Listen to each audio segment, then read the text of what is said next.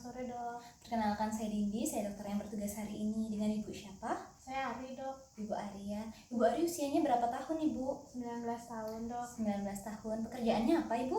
Oh saya mahasiswi dok. Mahasiswi ya Ibu ya.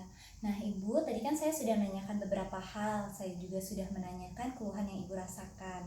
Sekarang saya akan melakukan pemeriksaan Ibu. Pemeriksaan ini bertujuan untuk mengetahui apakah ada gangguan atau tidak pada saraf Ibu. Nah pemeriksaannya ini namanya pemeriksaan nervus cranialis 7 atau nervus facialis. Nah pemeriksaan ini berguna untuk mengetahui apakah ada kelainan atau tidak pada saraf yang mempersarafi wajah Ibu. Nanti saya akan meminta Ibu untuk melakukan beberapa hal.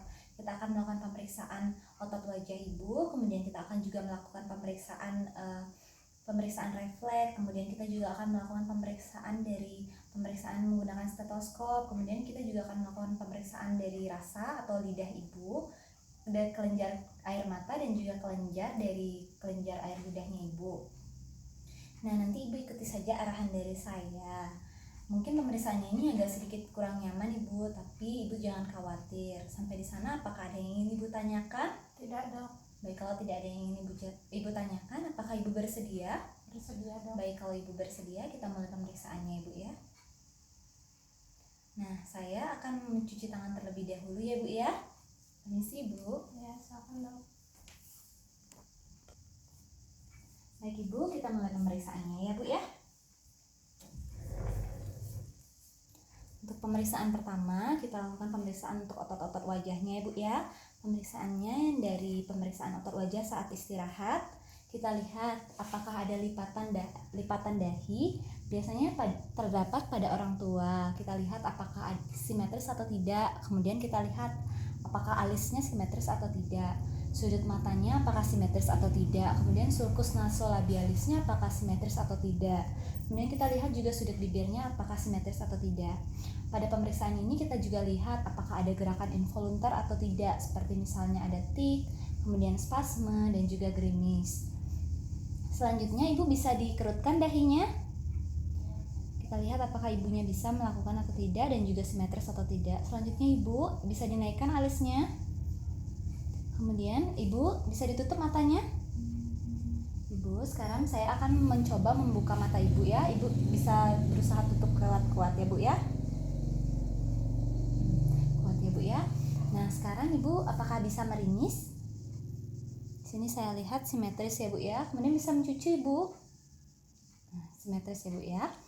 Nah, sekarang saya akan melakukan pemeriksaan refleks Ibu. Pemeriksaan refleks yang pertama saya akan lakukan adalah pemeriksaan refleks glabella.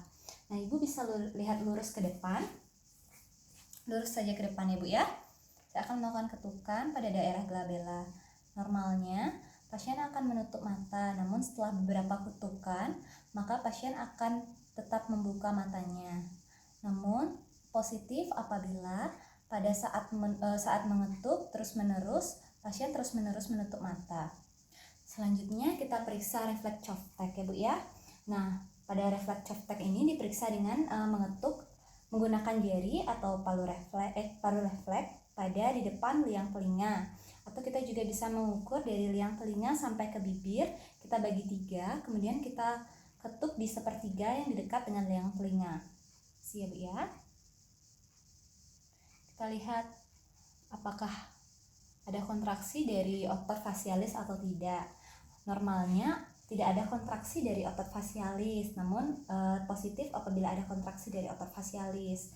Kita lakukan juga pada sisi sebelah kiri. Sini tidak ada kontraksi dari otot facialis. Selanjutnya kita akan melakukan pemeriksaan hiperakusis namanya Ibu. Saya akan menggunakan stetoskop ya Bu ya. Sebelum pemeriksaan Ibu, saya ingin bertanya, apakah sebelumnya Ibu pernah merasakan suara atau lebih bising pada satu sisi saja? Tidak dok. Tidak ada ya. Nah, Ibu bisa digunakan stetoskopnya. Saya akan melakukan gesekan pada stetoskop ya Bu ya. Nanti kalau misalkan ada suara yang lebih keras atau sama, silakan dikatakan ya Bu ya. Ini bagaimana Ibu? Apakah ada yang satu sisi lebih keras? Suaranya sama dok. Suaranya sama ya Bu ya.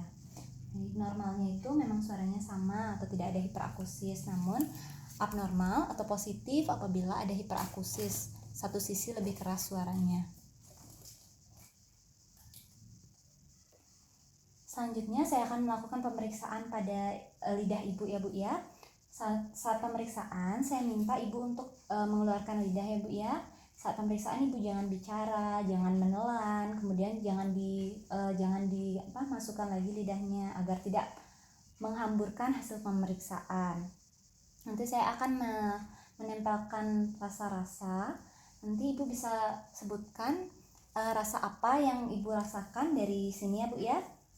Nanti bisa diangkat rasa apa yang ibu rasakan ya Bu ya. Iya dok.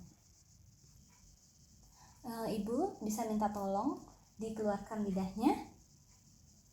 Nah, sekarang saya akan bersihkan terlebih dahulu lidahnya Ibu ya. Permisi ya Bu ya.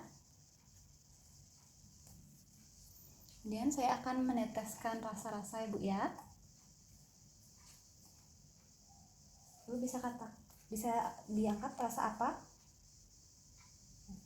Ya. Kemudian Ibu bisa tetap dikeluarkan lidahnya, jangan dimasukkan ya.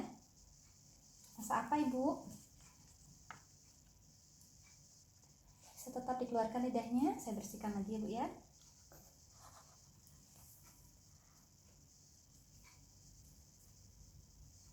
Rasa apa Ibu? Saya bersihkan lagi ya Bu ya.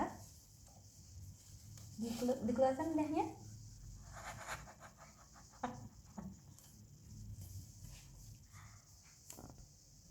Ibu, sekarang saya akan teteskan. Sekarang rasa apa Ibu?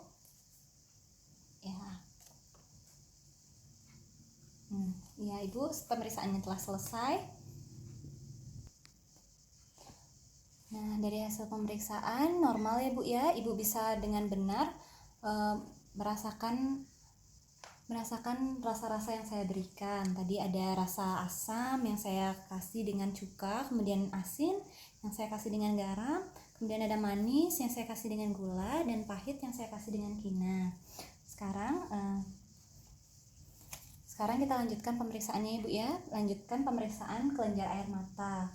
Nah, pada saat pemeriksaan kelenjar air mata ini saya akan menggunakan lakmus ya Bu ya.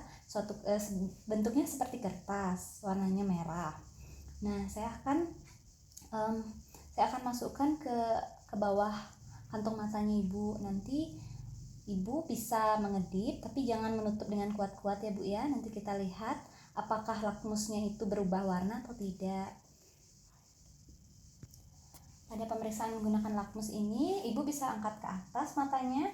Nanti kita buka seperti ini dan tempelkan lakmusnya di sini. Itu kurang lebih 5 cm ke dalam konjungtivanya di dekat kuldesak. Kemudian kita minta ibunya untuk menahan 5 menit apakah ada perubahan atau tidak perubahan warna atau tidak pada kertas lakmus yang merah. Kemudian kita juga lihat seberapa perubahan warnanya. Normalnya lakmus akan berubah menjadi biru dengan ukuran 10-15 mm dalam waktu 5 menit. Namun apabila ada kelainan seperti hiperlakrimasi atau lebih banyak mengeluarkan air mata, itu bisa lebih dari 15 mm. Kemudian bisa juga hipolakrimasi, itu bisa kurang dari 10 mm dalam waktu 15 menit. Selanjutnya untuk kelenjar air liur, Ibu, saya ingin menanyakan apakah sebelumnya Ibu pernah merasakan mulutnya kering atau tidak? Saat makan atau saat tidak makan itu Ibu merasakan mulutnya kering itu ya apa tidak Ibu?